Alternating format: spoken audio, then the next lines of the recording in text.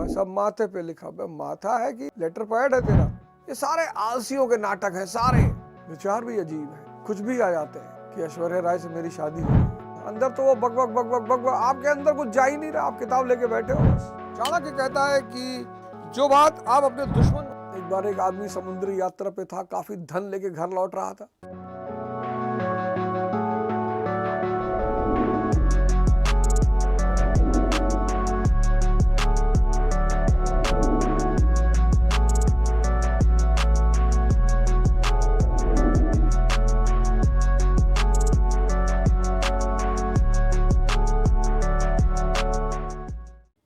मैं ये कर दूंगा, मैं वो कर दूंगा, मैं सब कुछ कर दूंगा, मैं दुनिया पे कब्जा कर लूंगा। भाई तू अपनी सांस तो चला नहीं रहा है, तेरी सांस तो तेरे बस में है नहीं, तेरी पॉटी तेरे बस में है नहीं, तू कब्ज का शिकार रहता है। 2 दिन तू तो वॉशरूम नहीं जाता, नहाता तो है नहीं, तो दुनिया पे कब्जा करके करेगा क्या?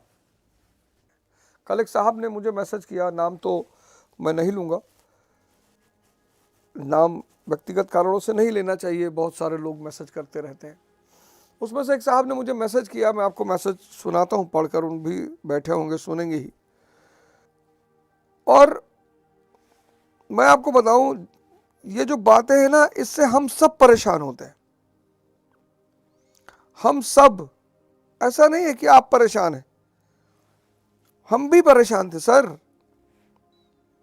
आपका समय कीमती है, मैं समझता हूं, आपको डिस्टर्ब नहीं करना चाहता, लेकिन आप मेरी पीड़ा समझ सकते हैं।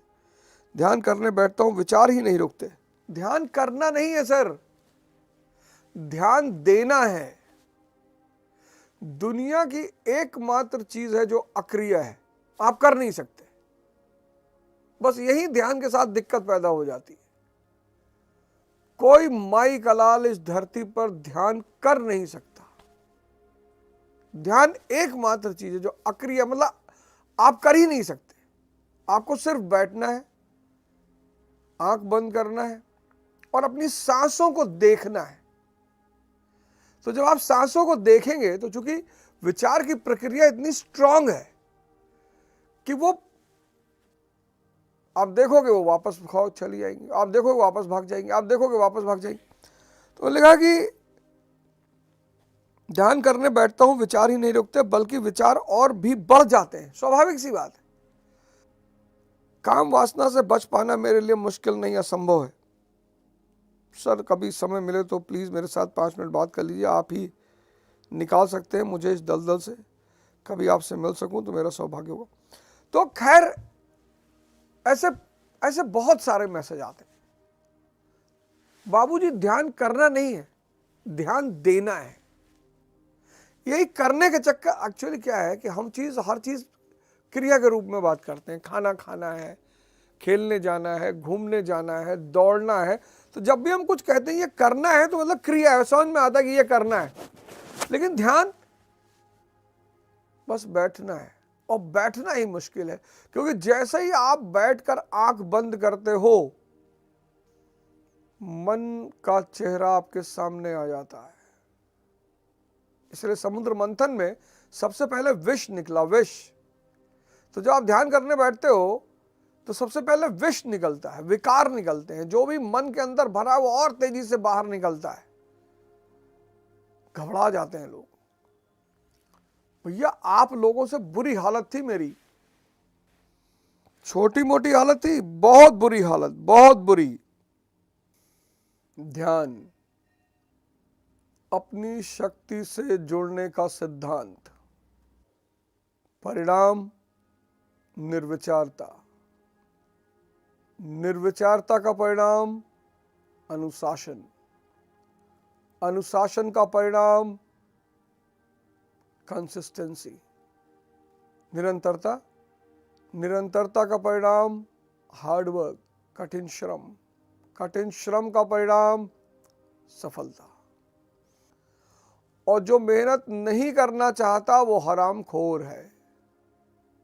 एक बार 2 दोस्त एक पेड़ के नीचे लेटे थे, महा आलसी, महा आलसी। तो एक दोस्त ने दूसरे दोस्त से कहा, कि भाई मेरे चेहरे पे कुत्ता पेशाब कर रहा है, जरा भगा दे। उसने कहा यार इतनी देर से कौवा मेरे ऊपर बीट किए जा रहा, मैं हिल ही नहीं रहा हूं, मैं तेरा कुत्ता कैसे भगा सकता हूं।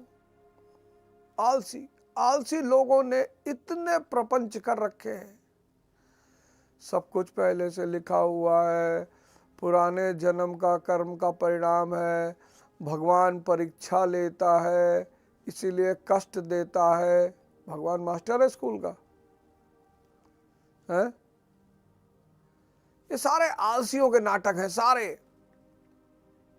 अल्लाह परीक्षा ले रहा, अल्लाह को और कोई काम नहीं है। सब भैया भाग्य भाग्य में लिखा हुआ है। भैया कौन लिखा है? नहीं भैया लिखा हुआ है, सब माथे पे लिखा हुआ है। माथा है कि लेटर पैड है तेरा? हरामखोरों ने इतनी रायता फैला दिया, इतना रायता। अच्छा जब आपने सुना कि हाँ भाग्य होता है, पुराने जन्म का कर्म है, भाई जब भारत गुलाम हुआ तो जब लोग परेशान होना शुरू हुए तो पुरोहितों के पास भागे, तो हिंदू पुरोहितों ने कहा कलयुग शुरू हो गया, अब कहाँ जाके ढूंढोगे कलयुग। और मुसलमान पुरोहितों ने कहा कि अल्लाह परीक्षा ले रहा है, अब जब अल्लाह परीक्षा ले रहा है तो क्या कर पाओगे। तब राजा राम मोहन रॉय जैसे लोग आए, उन्होंने कहा नहीं हम पिछड़ गए हैं, पिछड़ने की वजह से कमजोर हो गए हैं, और कमजोरी का परिणाम है गुलामी। आपको दो बातें बिल्कुल नहीं पता है। पहला, आपको ये नहीं पता विचार कहाँ से आ रहे हैं, बस आ रहे हैं। और दूसरा, कौन से आएंगे। विचार भी अजीब है, कुछ भी आ जाते हैं कि ऐश्वर्या राय से मेरी शादी हो रही है। विचार ही तो है कि डोनाल्ड ट्रंप के साथ मिलकर मैं अपने पड़ोसी का खेत कब्जा कर रहा हूं। अरे भैया जो शहर के स्तर पे हो रहा है वही इंटरनेशनल स्तर पे हो रहा है। शहर में लोग 100-200 गज का प्लॉट कब्जा करते हैं, अब वो अमेरिका का राष्ट्रपति है तो बड़ा प्लॉट कब्जा कर रहा है। एक बार एक आदमी समुद्री यात्रा पे था, काफी धन लेके घर लौट रहा था, बड़ा कंजूस आदमी, बहुत कंजूस। समंदर में तूफान आ गया। उसने कहा प्रभु अगर बच गए तो मकान बेच के सारा पैसा दान कर देंगे। बच गया, मकान उसका 300 करोड़ का। और बड़ा परेशान हुआ कि यार 300 करोड़ का मकान बेच के दान कर दें। तो उसने एक पुरोहित को बुलाया। दुनिया की सारी जालसाजी है, हिंदू पुरोहित, मुस्लिम पुरोहित, क्रिश्चियन पुरोहित, इनका काम है। उसने कहा गुरुजी ऐसी ऐसी बात हो गई, 10,000 रुपया तुमको भी दूंगा, बताओ यार इस मुसीबत से निकलूं कैसे। तो उसने कहा यार एक काम करो, मकान की नीलामी करो, मकान के साथ साथ एक बगल में बिल्ली रखो, बिल्ली की भी नीलामी करो। उसने कहा गुरुजी बिल्ली? हाँ। बोले यार बिल्ली की भी नीलामी करो, और बोलो बिल्ली 300 करोड़ रुपए की और मकान 100 रुपए का। अरे उसने कहा गुरुजी क्या बात बता दी आपने। तो उसने मकान की नीलामी शुरू की और मकान के सामने एक बिल्ली रखा और कहा कि बिल्ली 300 करोड़ रुपए की और मकान 100 रुपए का। लोगों ने कहा भाई बिल्ली 300 करोड़ की? अरे बोला बे लेना बोलो, तुमसे क्या मतलब। और बोला दोनों साथ में बेचूंगा। तो 300 करोड़ की बिल्ली बिक गई और 100 रुपए का मकान बिक गया, और भाई साहब ने 100 रुपया दान कर दिया। ये है मन। कहता भाग्य है भैया, भाग्य है भैया। भैया भाग्य देखो भैया, सोनिया गांधी जी इटली से आके भारत पे राज की, भैया भाग्य है भैया। एग्जाम्पल भी ढूंढ ढूंढ के लाएगा, ऐसे एग्जाम्पल ढूंढ ढूंढ के लाएगा कि आपको मानना पड़ेगा कि भाई साहब सही कह रहा है यार। हाँ भाई साहब हिंदुस्तान में औरतों की कमी थी क्या भाई साहब? सोनिया गांधी जी बताइए भाई साहब, इटली से आके भारत पे राज कर रही हैं, अब मानना पड़ेगा आपको। मायावती जी इतने गरीब घर में पैदा हुई थी, सीएम बन गई, एक से एक पढ़े लिखे दलित टहल रहे। भाग्य भाई साहब। इसकी अगर आप क्षमताओं को देखो, धीरे से पकड़ के बेहोश करता है आपको, धीरे से धीरे से। सेक्स की दवा ढूंढ रहा है। वो सीमा आनंद जी ने सेक्स पे चर्चा कर दी, हो हल्ला तरीका मार सा पतन करा रही है, पतन करा रही है, समाज का पतन हो रहा है। अरे इतनी दवाएं ढूंढ रहे हो सेक्स की चारों तरफ, वो बेचारी ना बोले तो क्या करे, और सुने हो चटकारा ले लेके, तभी तो उस पर कमेंट कर पा रहे हो। एक मौलाना साहब उपदेश दे रहे थे कि ये सब गंदी फिल्में नहीं देखना चाहिए, कुफ्र है, कुफ्र है, अल्लाह नाराज हो जाता है, दोज़ख में जाओगे। तो तो एक दिन मौलाना साहब खुद ही बैठ के देख रहे थे, बच्चों ने पीछे से वीडियो बना ली, बच्चों ने जाके मौलाना को दिखाया, कहा मौलाना साहब हमको तो मना करते हो, खुद देखते हो। तो मौलाना ने कहा कि बहुत नफरत की नज़र से देख रहा था मैं, हिकारत मन को जिसने देख लिया, इससे लड़ना नहीं है। अगर आपने इससे लड़ने की गलती की, मार डालेगा आपको, बाली है ये, आदि शक्ति खींच लेगा। आप सिर्फ राम से जुड़ जाओ, ये सांसों से जुड़ जाओ, बस ये कमजोर पड़ जाता है। जैसे ही कोई निगेटिव भावना विचार उठ रहा है, आप सांसों पे चले आओ, भागाओ। आप प्रैक्टिस करके देखो, आज दिन भर प्रैक्टिस करके देखो। आप इससे मत लड़ो कि नहीं करना चाहिए, गलत बात है, और फलाना और ये है और आदमी, ये सब कुछ मत करो। आप सिर्फ जैसे ही कोई निगेटिव विचार है, आप सांसों से जुड़ जाओ, बस आप देखो। जहां राम से आप जुड़े वहां बाली पस्त, और फिर आपको धीरे धीरे मजा आने लगेगा, ये टूटने लगेगा, कमजोर होने लगेगा। मानेगा तो नहीं, पीछा करेगा अंतिम तक। ये भगवान बुद्ध का पीछा किया, भगवान महावीर का किया, सबका करता है।